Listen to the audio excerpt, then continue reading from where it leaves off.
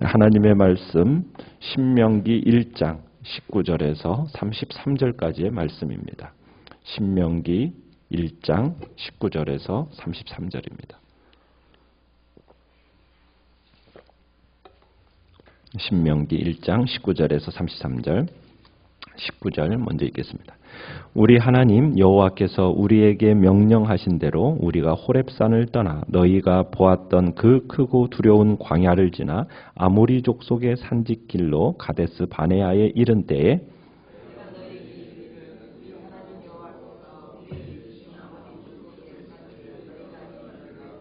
너희의 하나님 여호와께서 이 땅을 너희 앞에 두셨은즉 너희 조상의 하나님 여호와께서 너희에게 이르신 대로 올라가서 차지하라. 두려워하지 말라 주저하지 말라 한즉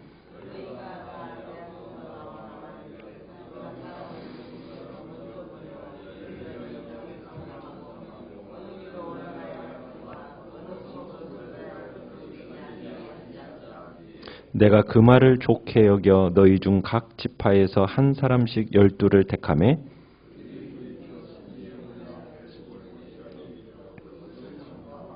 그 땅의 열매를 손에 가지고 우리에게로 돌아와서 우리에게 말하여 이르되 우리의 하나님 여호와께서 우리에게 주시는 땅이 좋더라 하였느니라.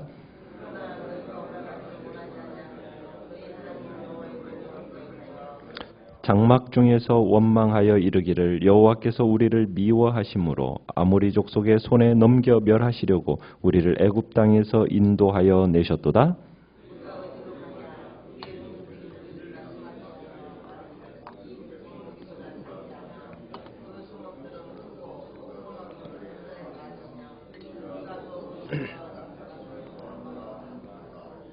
내가 너희에게 말하기를 그들을 무서워하지 말라 두려워하지 말라.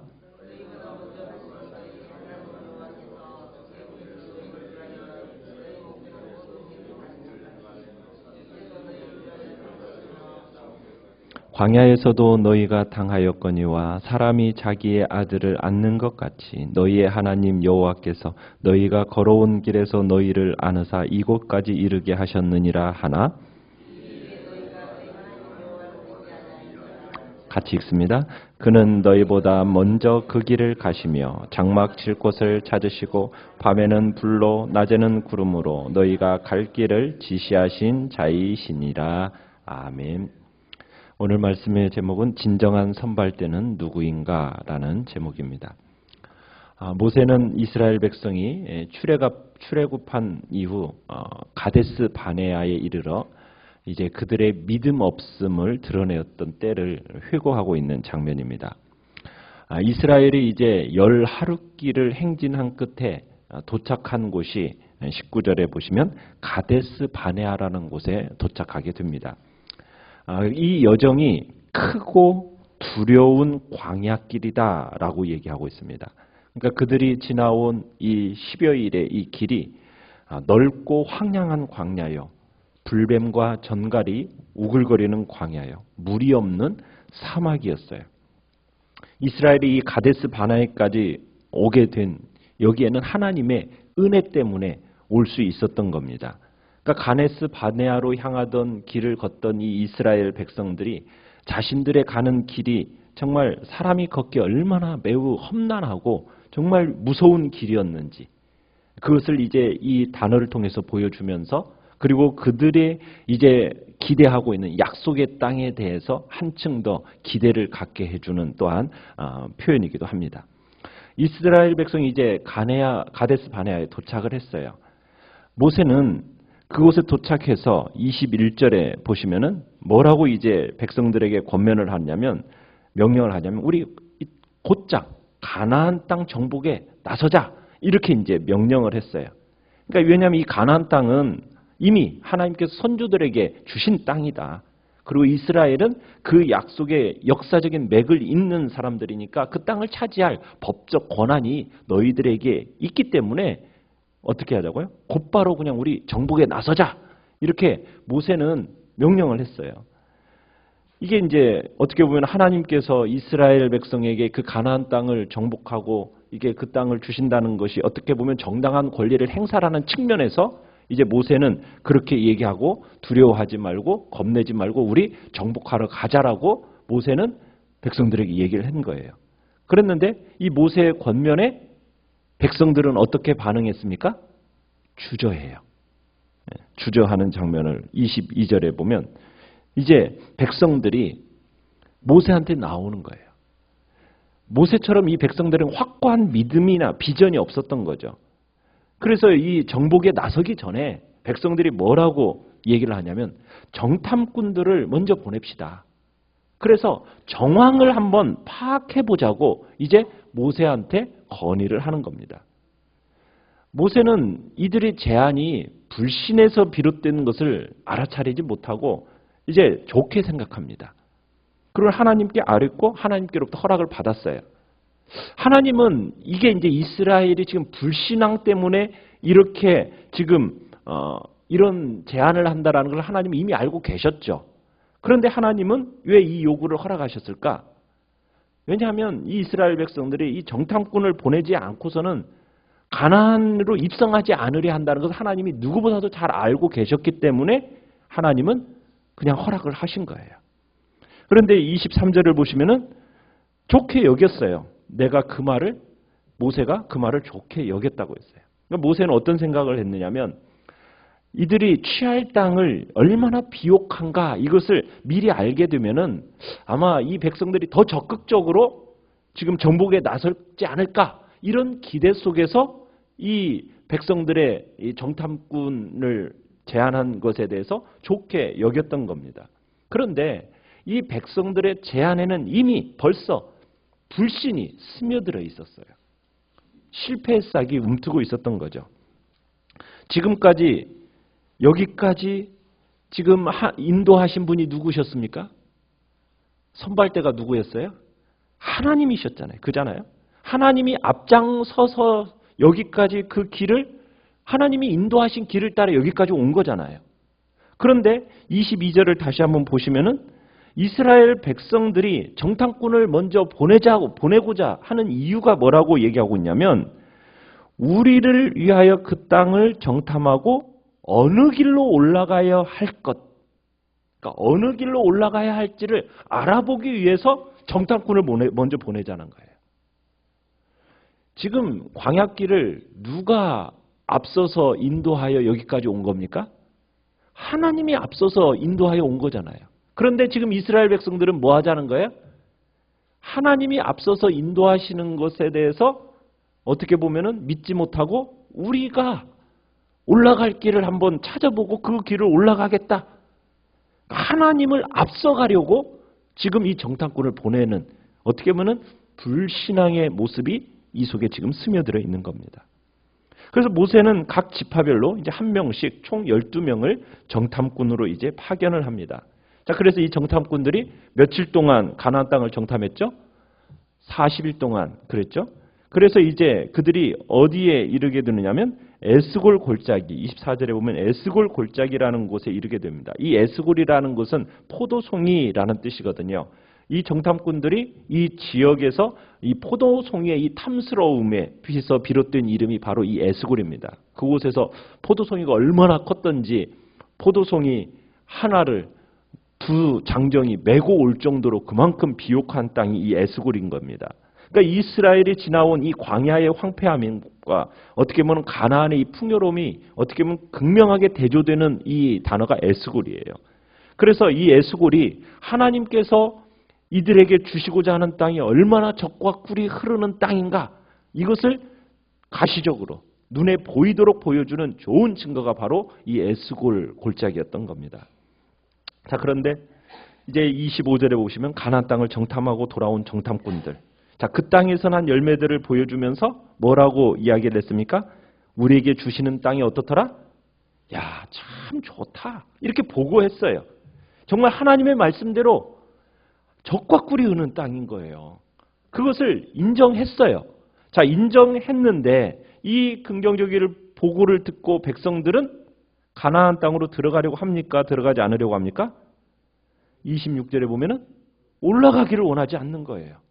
그러면서 이스라엘의 이 불순종을 세 가지로 이렇게 묘사하는데 올라가기를 원하지 않는다. 그 다음에 여호와의 명령을 뭐 했다? 거역했다. 27절에는 장막 중에서 원망했다. 그러니까 땅은 좋았는지 몰라도 이 거인들처럼 덩치가 큰 이 원주민들 너무 위협적이고 또 그들이 사는 성읍, 28절에 보면 성읍이 어떻다고요? 성곽이 하늘에 닿을 정도로 공략하기가 불가능하다 하면서 얘기하는 게 그들의 주장이에요. 그러면서 이 백성들이 하나님의 말보다는 정탐꾼들의 말을 더 신뢰했다라는 것을 28절에서 우리의 형제들이라는 표현을 통해서 역력하게 이제 드러나고 있어요. 참 애굽에서 숱한 기적을 체험했죠. 홍해에서 또 애굽 군대를 어떻게 했습니까? 수장시켰죠. 그렇게 하나님의 능력을 봤잖아요. 그런데도 불구하고 이런 말을 했다라는 것 자체가 참 기가 막히죠. 하나님이 베푸신 이 기적의 혜택 톡톡히 누려왔잖아요. 그죠? 광야에서 이렇게 걸어오는 동안에도 얼마나 참으로 그 혜택을 누려왔어요. 그럼에도 불구하고 이런 반응을 보인다는 것이 참으로 어이가 없는 거예요.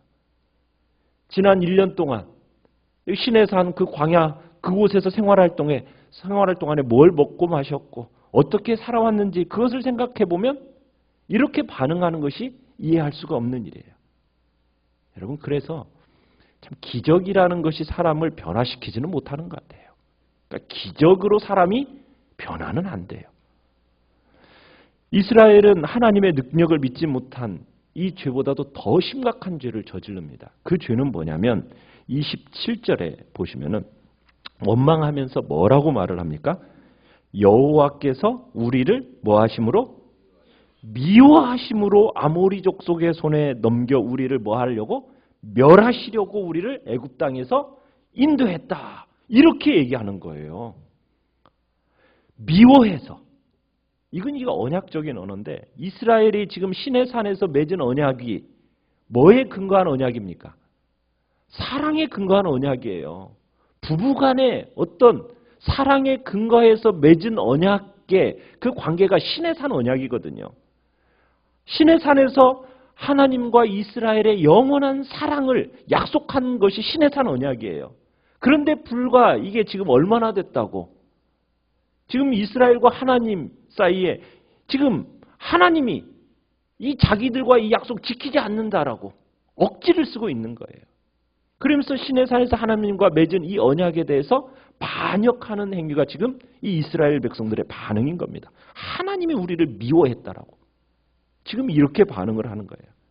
게다가 하나님이 이스라엘을 애굽에서 인도해내신 것은 목적이 뭡니까? 가나안 사람들과 그들의 땅을 지금 이스라엘 백성들의 손에 넘겨주기 위해서인 거 아니에요. 어떻게 보면 이스라엘 백성들의 삶의 터전을 마련시켜주기 위한 것이 하나님의 이 목적이었단 말이에요. 그런데 지금 하나님이 그들을 죽이시려고 애굽에서 이끌어냈다. 이게 지금 말이 되는 겁니까? 이런 주장이? 이것은 정말 오해에서 비롯된 원망이 아니라 망발이죠, 망발. 그러니까 이스라엘은 그동안 하나님이 베풀어 주신 그 기적, 은혜 이런 건 보지도 못하고 지금 당장 자신들의 앞에 있는 그 안악 자손들 지금 이것만 보면서 불신앙 속에서 두려워하고 있는 거예요. 이 불신이라는 것이 그래서 우리의 눈에 보이는 문제의 크기를 막 확대시킵니다. 불신이라는 게 그래요. 그래서 믿지 않으면 이 능력의 하나님은 보이지 않고 뭐만 보여요? 문제만 보여요. 문제만. 믿음이 없으면 그렇습니다. 문제만 보이는 거예요. 하나님이 안 보여요. 모세는 이제 가나안 사람들이 두렵다면서 하나님을 원망하는 이 백성들에게 하나님을 믿고 가나안 사람들을 두려워하지 말라. 지금 29절에 가면 그렇게 얘기해요. 그들을 무서워하지 말라. 두려워하지 말라. 그러면서 명령을 합니다. 설득하는 게 아니라 명령을 해요. 왜냐하면 하나님을 이스라엘 백성은 하나님을 믿는 자들이잖아요. 그러니까 하나님을 믿는 자들은 두려워해서는 안 된다는 거예요. 두려워한다는 건 뭡니까? 믿는 사람이 두려워한다는 건 뭐예요? 하나님의 능력을 신뢰하지 않는다라는 의미거든요. 그래서 두려워하지 말라는 거예요. 무서워하지 말라는 거예요. 자, 그러면서 이제 30절로 가보시면은 하나님은 어떤 분이시냐? 항상 너희들을 앞서가시는 분이다. 앞서가시는 분이다. 지금 크게 두 가지를 한번 생각해 보라고 명령을 내려요.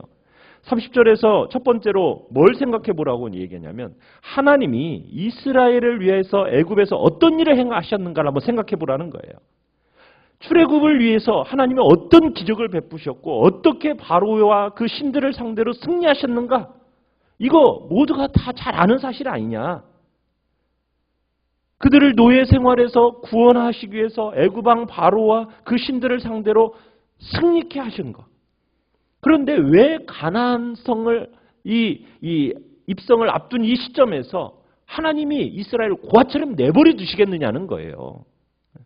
그러면서 지금 모세는 이 논리로 이스라엘 백성들에게 다시 한번 이제 권면을 하는 거죠. 하나님은 다시 한번 우리의 큰 용사가 되신다.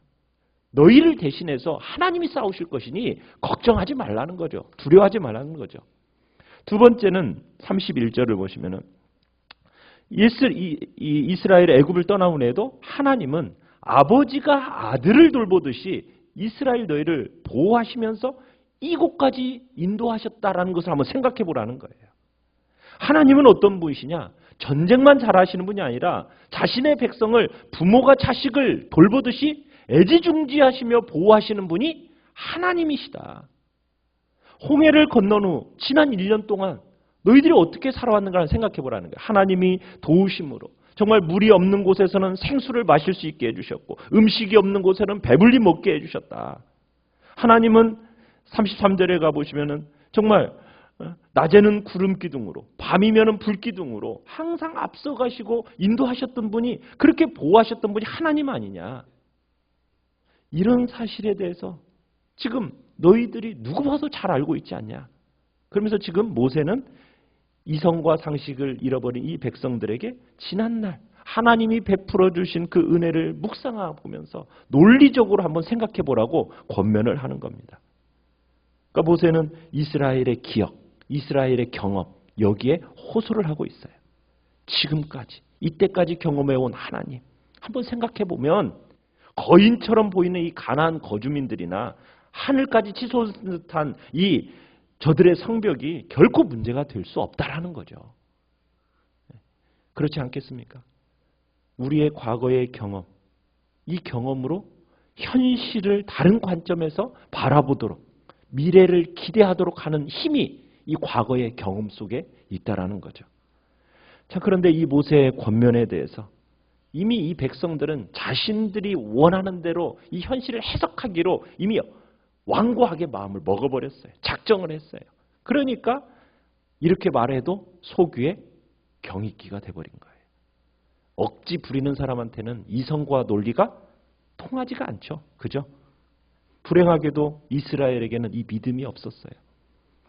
그러니 믿음이 없으면 그들에게 차지할 땅도 없는 겁니다. 하나님이 불신하는 이스라엘 백성에게 약속의 땅을 허락하실 리가 없는 거죠.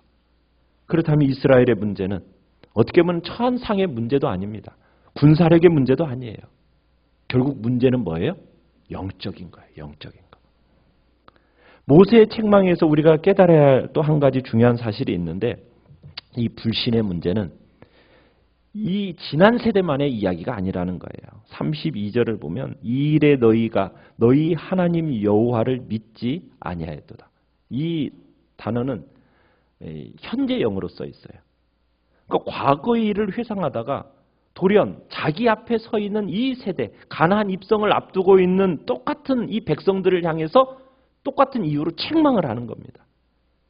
그러니까 지나온 역사라는 것은 그저 회고만 하고 지나가는 것에 의미가 있는 게 아니라는 거예요. 역사라는 것은 우리에게 지금 살고 있는 우리에게 도전하고 권면을 하고 있는 겁니다. 그저 옛적의 지난 하나님의 이 지난 이야기, 지난 세대 이야기 이렇게만 보는 것이 아니라 지금 현 세대를 향하여서 다시 한번 권면하시고 책망하시는 거예요. 성경에 기록된 이 내용들은 우리의 신앙을 되돌아보게 합니다.